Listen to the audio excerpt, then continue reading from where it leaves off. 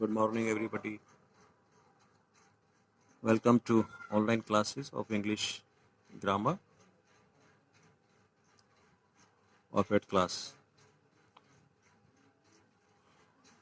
Two lessons, first lesson and second lesson from ED grammar have been completed.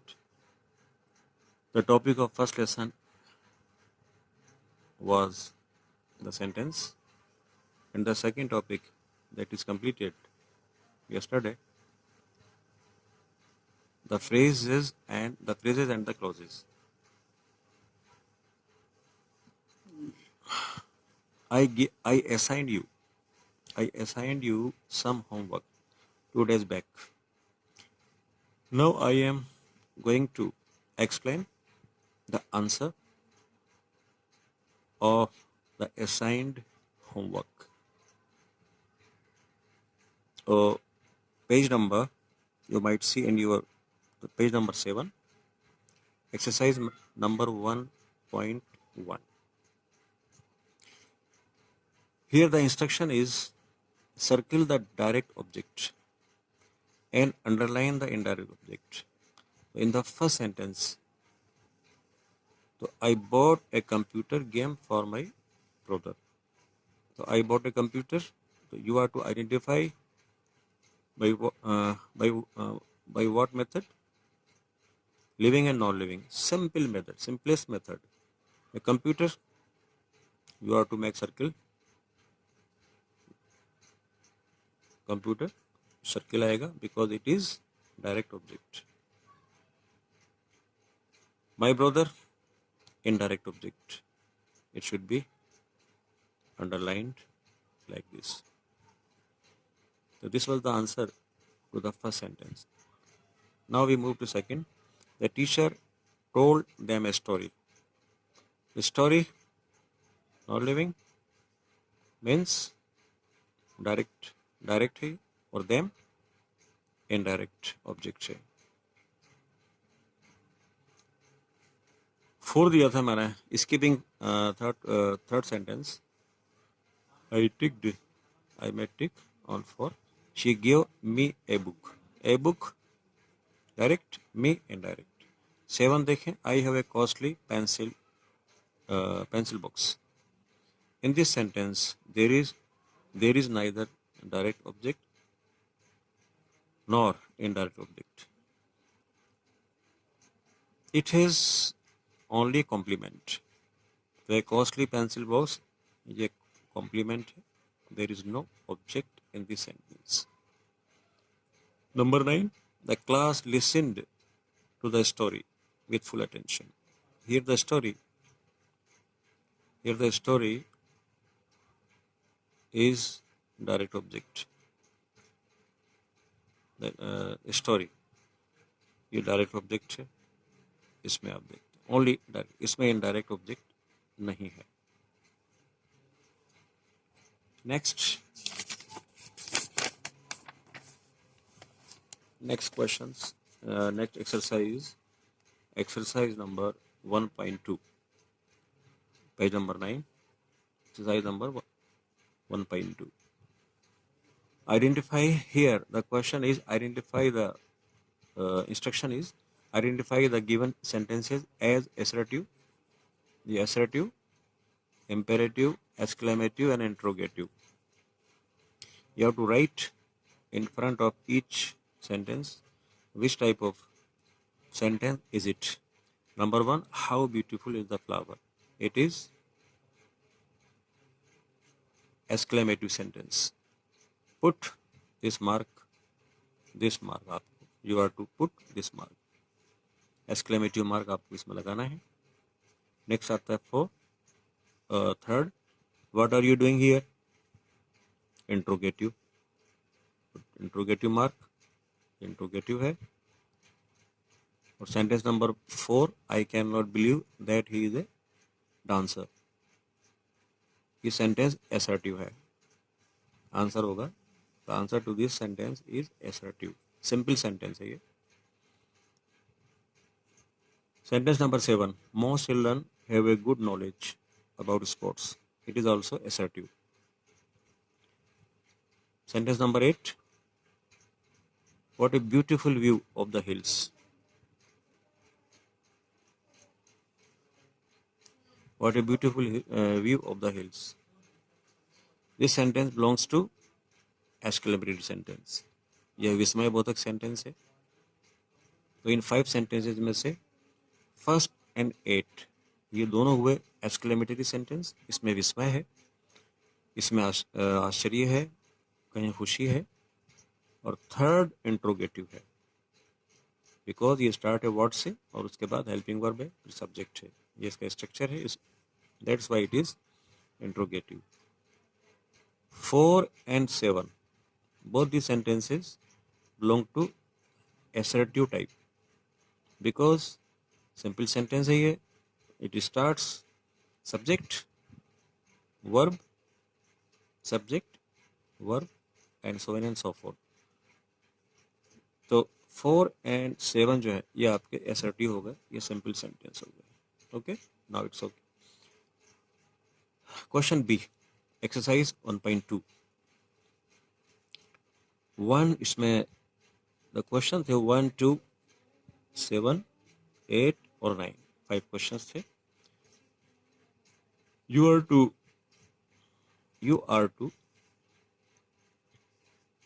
rearrange these sentences.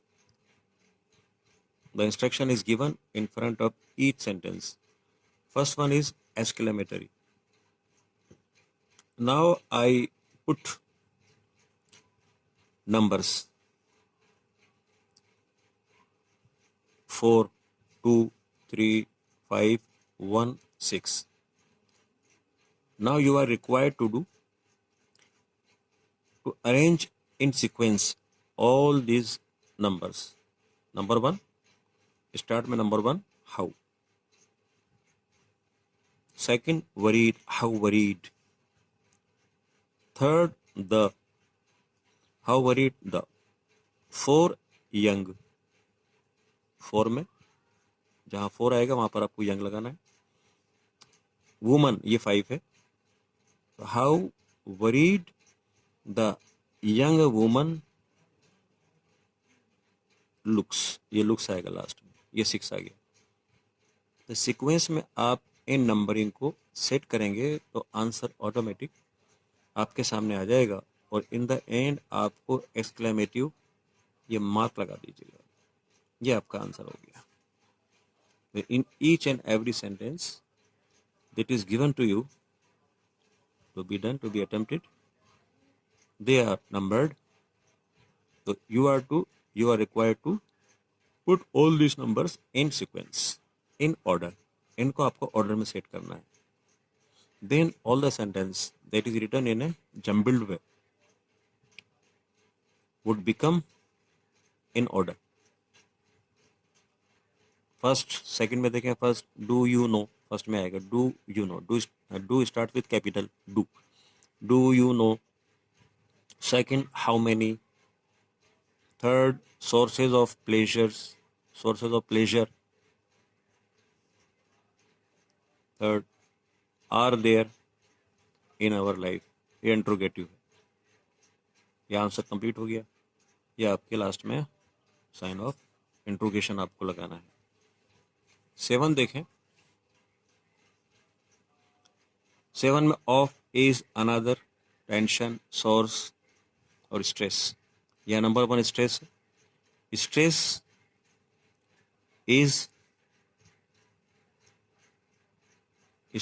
Is another source of tension. Okay, now it is answered. Number 8, number 1, it is this sentence belongs to imperative.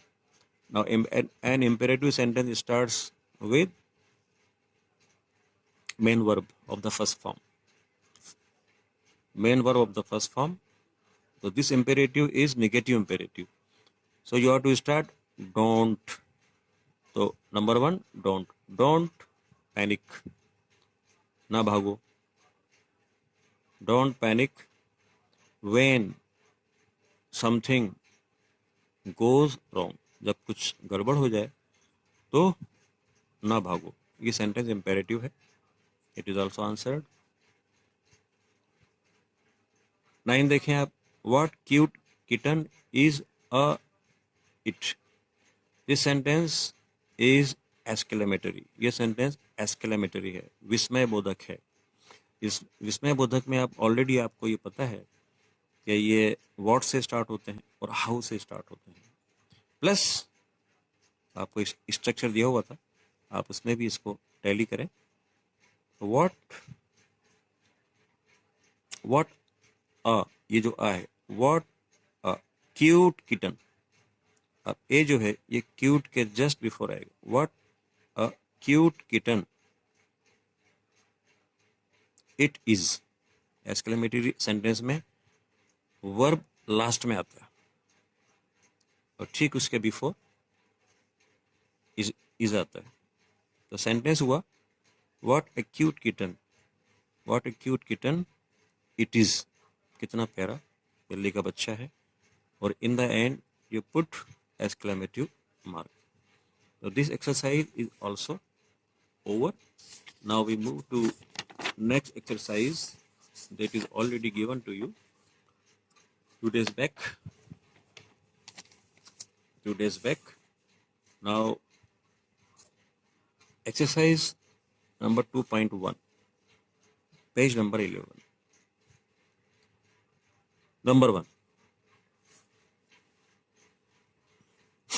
Underline the noun phrases in these sentences. ये noun phrases को आपको underline करना है, only underline करना है noun phrases को. Number 1, I give you number 1 in your homework. To walk is good for health. ये आपको ऑलरेडी पता है कि noun phrases किसी भी सेंटेंस में as a subject and as an object के रूप में काम करता है, दोनों जगहों पर इसका रोल, ये अपना रोल प्ले करता है, इसके अलावा इसका और कोई काम नहीं होता, तो ये सब्जेक्ट और ऑब्जेक्ट की जगहों पर आता है।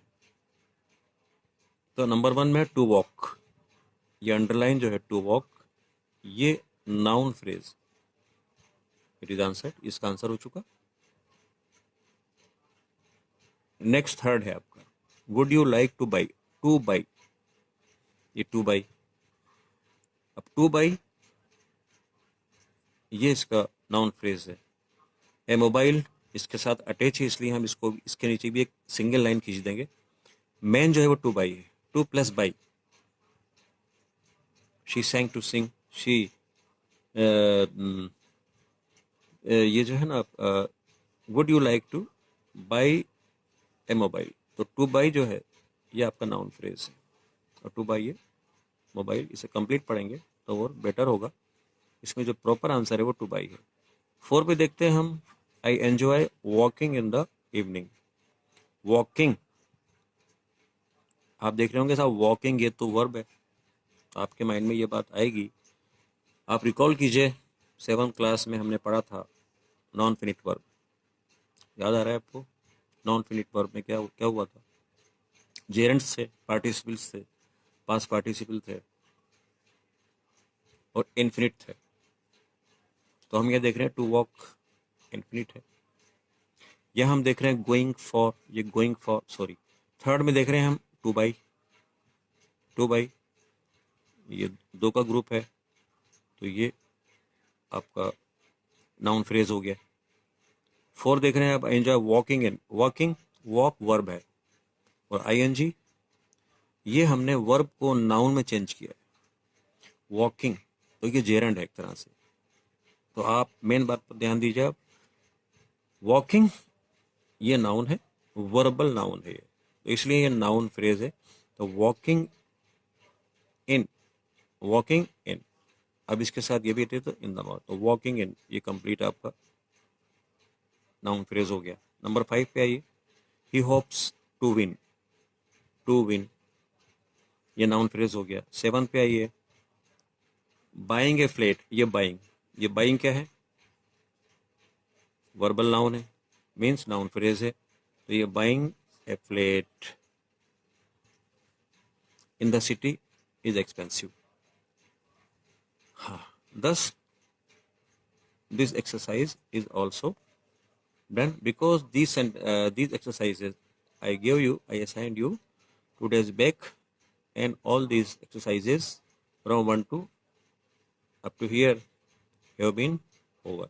Now today's homework. Now today's homework starts from B. Exercise number 2.1. Fill in the blanks with suitable adjective phrase.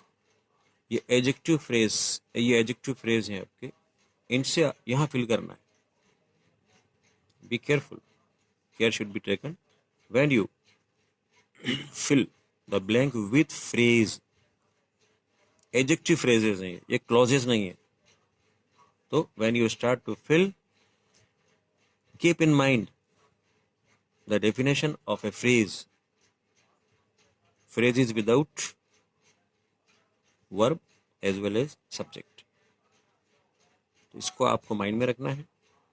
और यहाँ आपको एक ऐसी चीज लाना है जो ये जो मैन क्लोजेस हैं इनको डिफाइन करे, इनके लिए इनको मॉडिफाई करे. इसमें कुछ प्रीपोजिशंस का इस्तेमाल होगा इन फ्रेजेस के अंदर. यहाँ पर हु, विच, व्हाट, वेयर, ये जो कंजक्शंस हैं इनका इस्तेमाल हम नहीं करेंगे, क्योंकि ये एडजेक्टिव फ्रेज है. ये फ्रेज एक क्लॉज नहीं है, इसको ध्यान रखिए. मैंने फोकस किया है इसको, आप इस पर अटेंशन अपना पे करें. नंबर 1 है आई लाइक चिल्ड्रन, है ना, मुझे बच्चे पसंद हैं. अब आपको यहाँ फिल करना है अपने अकॉर्डिंग. ये मेरे अकॉर्डिंग है, आप अपने according whichever suits to main. Principal clause, ये जो मैन क्लॉज है, जो इसको जो ये सेंटेंस है आपका आई लाइक द चिल्ड्रन, इसके अकॉर्डिंग आपको यहाँ पढ़ना है. क्लॉज यहाँ पर है ही नहीं, ये सिर्फ फ्रेजेस हैं. तो आई लाइक चिल्ड्रन ऑफ, ये ऑफ मैंने यहाँ लिख दिया है आपकी हेल्प के लिए. ऑफ की ये प्रीपोजिशन है, ऑफ की जगह पर कुछ और आप फिल करना चाहें तो उनके अकॉर्डिंग दूसरा प्रीपोजिशन आएगा. यहाँ तो जो मैंने फिल किया है वो ऑफ आएगा. तो I like children of obedient nature, मैंने यहाँ फिल किया ओबीडियंट. आप कुछ और भी वर्ड ला सकते हैं. मुझे वो बच्चे पसंद हैं जो ओबीडियंट, जो आज्ञाकारी नेचर के होते हैं, आदत के होते हैं. थर्ड देखें तो यहाँ आपको यहाँ फिल करना है. मैंने यहाँ पर ये खाली छोड़ दिया है और ये 2 चीज़ें मैंने आपको एज ए हेल्प के रूप में दे दी हैं, हिंट के रूप में आपको यहाँ फिल कर देना है. थर्ड देखिए, ए मैन, ये ब्लैंक है, इज लव्ड बाय ऑल. कोई भी आदमी, इज लव्ड बाय ऑल, सब, किसी भी आदमी को, कोई भी आदमी हो, उसे कब चाहते हैं, कब उसको प्यार करते हैं, वो बात आपको यहाँ लिखना है. क्योंकि ये एडजेक्टिव है तो आपको एक ऐसा चूज करना है एडजेक्टिव फ्रेज जो इस नाउन को क्वालिफाई करे या मॉडिफाई करे. जैसे हमने फर्स्ट में किया था, ऑफ ओबीडियंट नेचर, ये बच्चों को क्वालिफाई कर रहा है, बच्चों को मॉडिफाई कर रहा है. तो ये एडजेक्टिव क्लॉज हो गया. ये सारी बात मैंने आपको पहले समझा दी है, खूब समझा दी है. इसमें आपको a man is loved by all, यहाँ ये इसको विद से स्टार्ट करना. ये मैंने विद लिख दिया है. अब विद किस तरह का आदमी, किस तरह के व्यक्ति को सब लोग चाहते हैं, उसकी क्वालिटी यहाँ लिखेंगे. उसके बाद ये 2 ब्लैंक भरना है आपको. ठीक है, इसका आंसर मैं अभी आपको नहीं दूंगा, फर्स्ट को समझा दिया है, आप फिल करना है. एप्रोप्रिएट आंसर, एप्रोप्रिएट वर्ड्स आपको चूज करके यहाँ पर राइट करना है. अब क्वेश्चन नंबर 4 देखिए, क्लॉथ्स, ब्लैंक है, आर एक्सपेंसिव, कपड़े बहुत महंगे हैं. अब कौन से कपड़े महंगे हैं, वो एडजेक्टिव फ्रेज आपको यहाँ राइट करना है. अब कपड़े, अब यहाँ लिखा है मैंने मेड, बने हुए.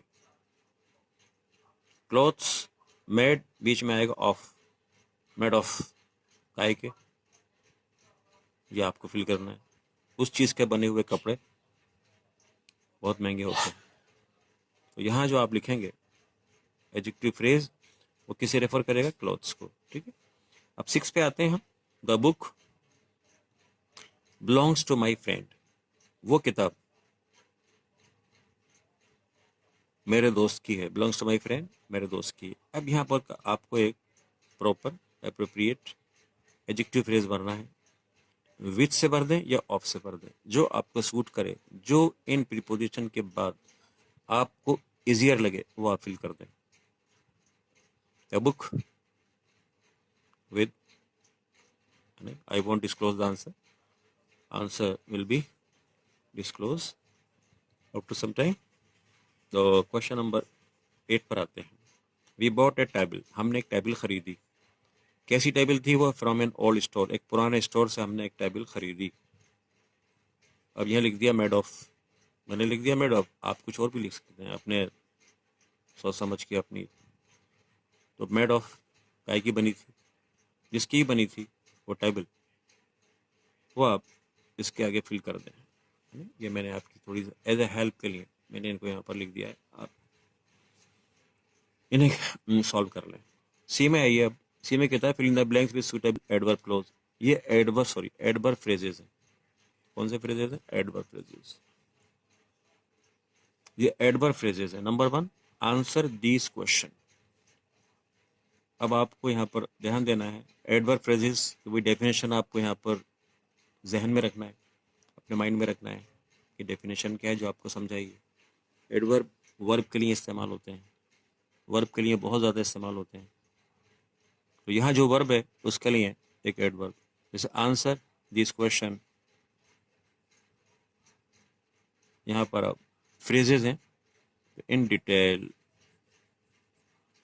ये आपके पहला आंसर मैंने आपके लिए लिख दिया। इन डिटेल, ये दो से मिलकर फ्रेज बन गया। और कौन सा फ्रेज बना? Adverb phrase. एडवर्ब क्यों बना? इन डिटेल किसके लिए आ रहा है बताएं?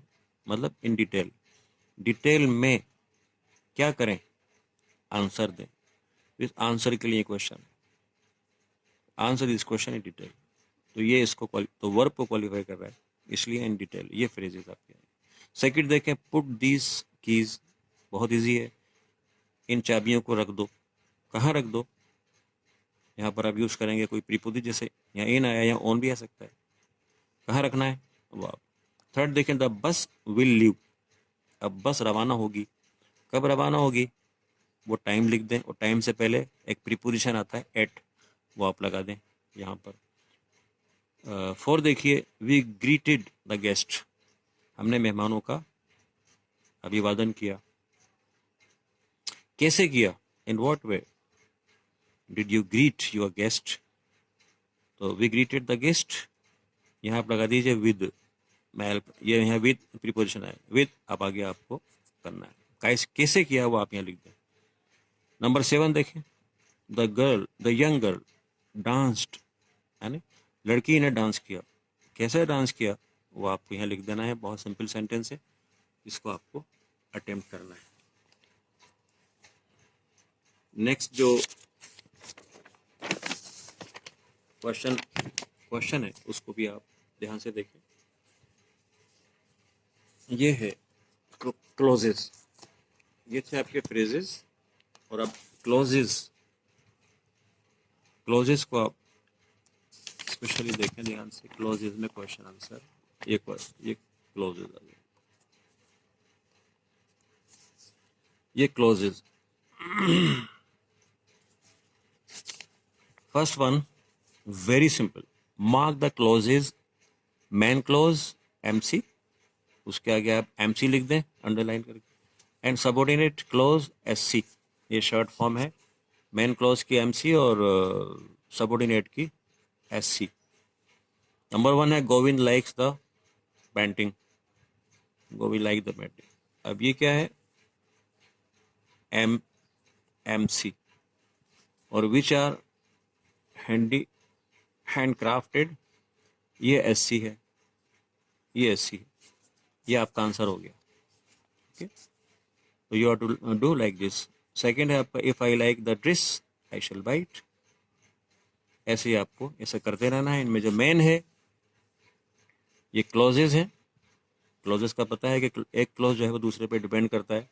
सबऑर्डिनेट इसे क्यों कहते हैं? क्योंकि ये डिपेंड करता है प्रिंसिपल क्लोज पर, मेन क्लोज पर।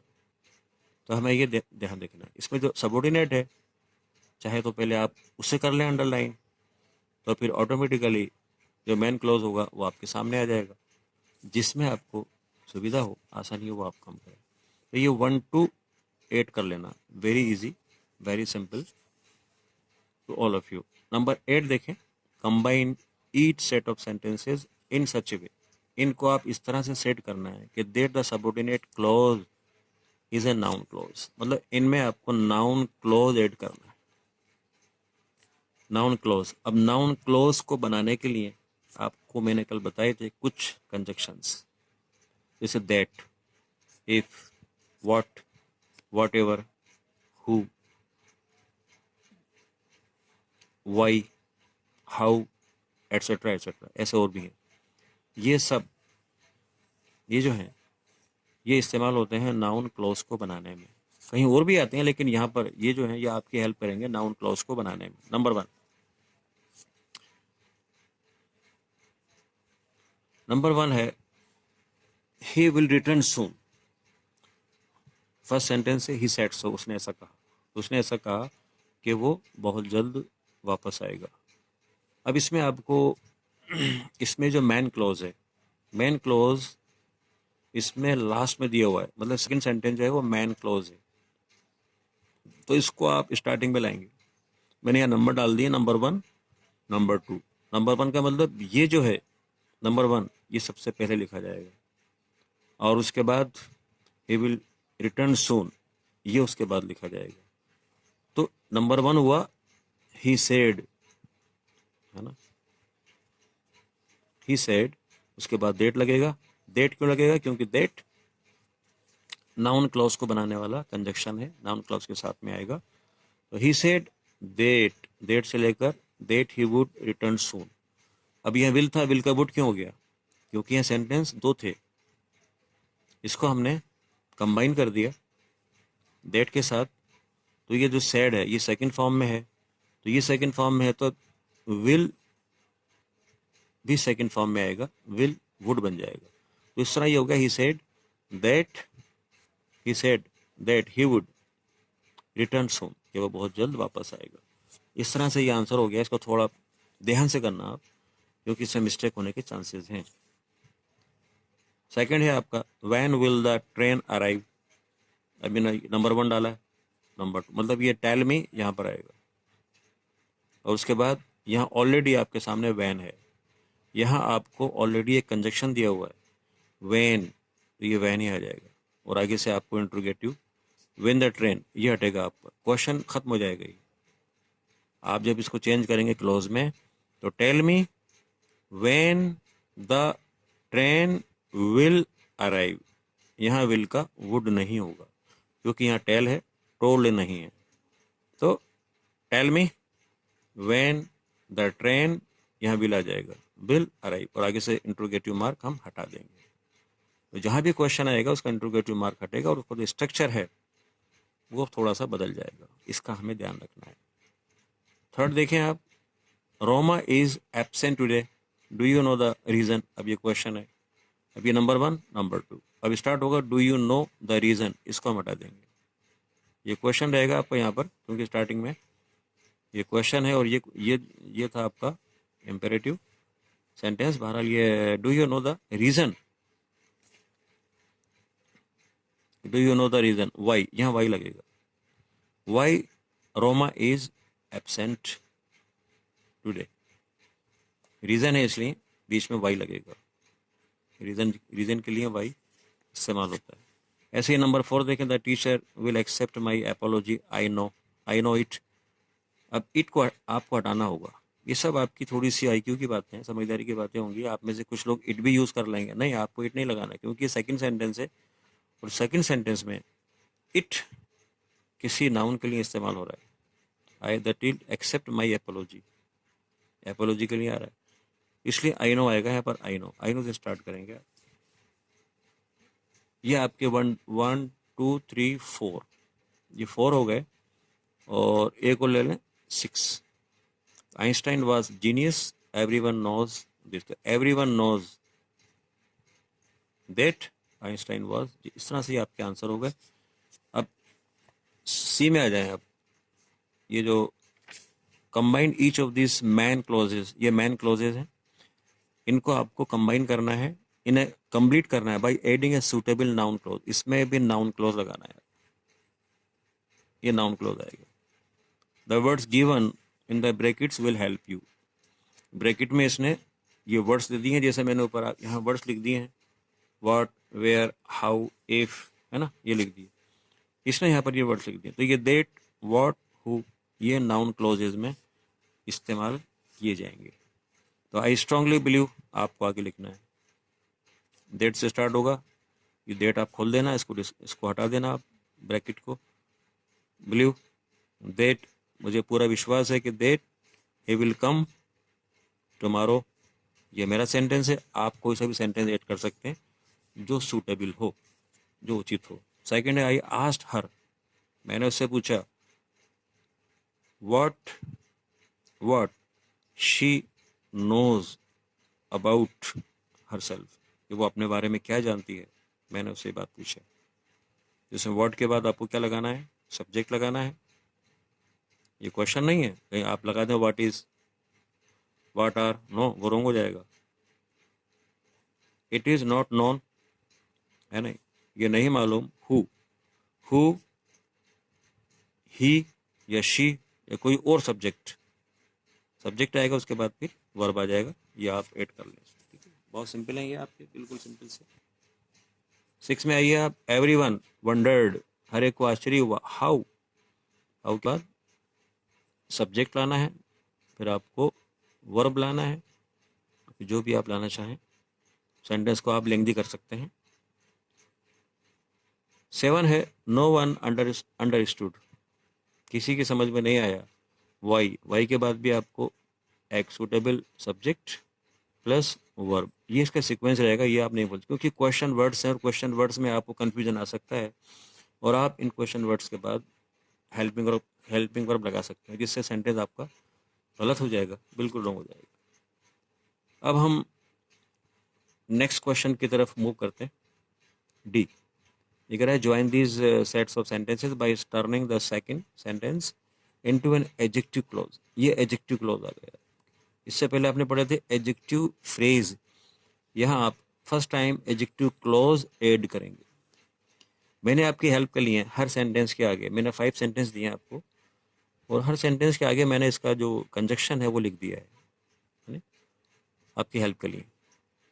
ये डेट, अब ये जो आप देख रहे हैं ना, डेट है, हु है, विच है, वेयर है, इसमें दो में से कोई एक आ सकता है।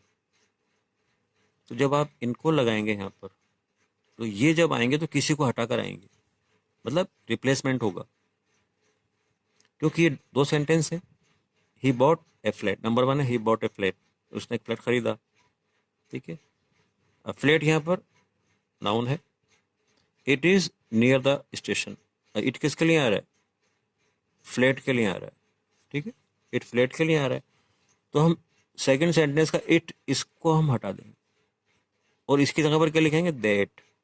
तो जाए ही बॉट ए फ्लैट, ये दैट इज, ये दैट इज, ये इट हट जाएगा, that is near the station, ये आपका आंसर हो गया। अब that is near the station, जो स्टेशन के पास है, पास क्या है, फ्लैट। फ्लैट क्या हुआ इसका, एंटीसीडेंट, क्योंकि ये एडजेक्टिव क्लॉजेज है और एडजेक्टिव क्लॉजेज में एंटीसीडेंट आया करता है। जो आपके सामने है फ्लैट, और दोनों पैरेलल हैं, दोनों बराबर हैं। बराबर नहीं होने पर जो तरीका है, जो मेथड है, मैंने आपको बताया था प्रीवियस क्लास में और इससे पहले भी, वो आपको ध्यान में रखना है इन्हें सॉल्व करते टाइम। अब number 2, I like the footballer, मुझे फुटबॉलर पसंद है, मुझे वो फुटबॉलर पसंद है। ही स्कोर्ड द विनिंग गोल। अब यहाँ पर क्योंकि पर्सन है, फुटबॉलर कौन है, व्यक्ति है, पर्सन है, और ही सेकंड सेंटेंस में ही स्टार्ट है। अभी क्या है, रिपीट हो रहा है, फुटबॉलर के लिए है, दोनों पैरेलल हैं, तो मतलब हम ही को हटाएंगे और हु लगा देंगे। ये हो जाएगा आई like the footballer who scored the winning गोल। तो हु किसके लिए आया, फुटबॉलर के लिए, ये कौन हुआ, एंटीसीडेंट। थर्ड देखिए, थर्ड में थोड़ा सा आप ध्यान दें, the mangoes are in the box, क्योंकि यहाँ जो आप यूज करेंगे दे की जगह विच, तो विच का जो एंटीसीडेंट आएगा वो इसके पैरेलल नहीं है, इसको ध्यान दें आप। The mangoes are in the box, आम जो है वो बॉक्स में है। पहला second sentence they are ripe, वो पके हुए हैं। अब यहाँ दे किसके लिए आ रहा है? मैंगोज के लिए आ रहा है, ये मैंगोज, ठीक है। तो दे को हटाकर हम विच लाएंगे, ये विच आ गई, ठीक है। लेकिन which are ripe, which are ripe. लेकिन हमें एक बात और देखना है यहाँ पर कि हम विच ले तो आए, है ना, ये रिलेटिव प्रोनाउन है, लेकिन इसका जो एंटीसीडेंट है वो मैंगो है, काफी दूर चला गया। तो हमें क्या करना है, विच आर राइप, इस तीनों वर्ड्स को उठाकर कहाँ लगाना है? The mangoes which are ripe, the mangoes यहीं आएगा, which are ripe. Mangoes, just mangoes के बाद यहां पर विच आर राइप, ये इसके बाद, और आर इन द बॉक्स ये लास्ट में आएगा। Are in the box ripe के बाद लिखा जाएगा, तो ये हो जाएगा आपका the mangoes which are ripe are in the box. ऐसा क्यों? आप समझ गए बात को कि एंटीसीडेंट और रिलेटिव प्रोनाउन दोनों पैरेलल आते हैं, जो दोनों बराबर आते हैं। जब बराबर नहीं होते तो फिर हम इस क्लॉज को, डिपेंडेंट क्लॉज को, जो क्लॉज डिपेंडेंट है, जो क्लॉज सबऑर्डिनेट है, उसको हम, उस रिलेटिव प्रोनाउन को हम उसके एंटीसीडेंट के बराबर ले जाते हैं, वहां लिख देते हैं। क्लियर? ऐसे ही इसमें क्वेश्चन नंबर 6 आपको, सॉरी 4 करना है। 4 में वेयर है।